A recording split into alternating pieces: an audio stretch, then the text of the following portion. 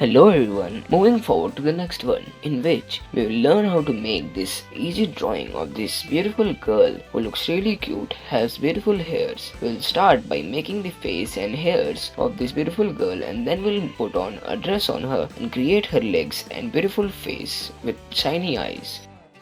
Moving forward to the next one, in which we'll learn how to make this drawing of this beautiful and cute looking sheep who has horns on his head. We will first make the face and the hairs of the sheep, and then the body and horns and his big eyes, and the sheep is standing on his legs.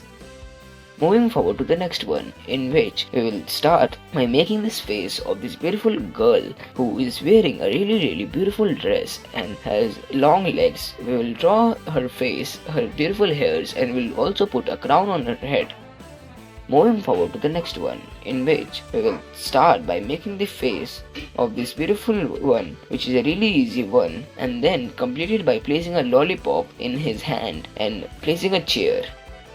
Moving forward to the next one, we'll learn how to make this beautiful cat by following the steps as shown. Thank you for watching the video.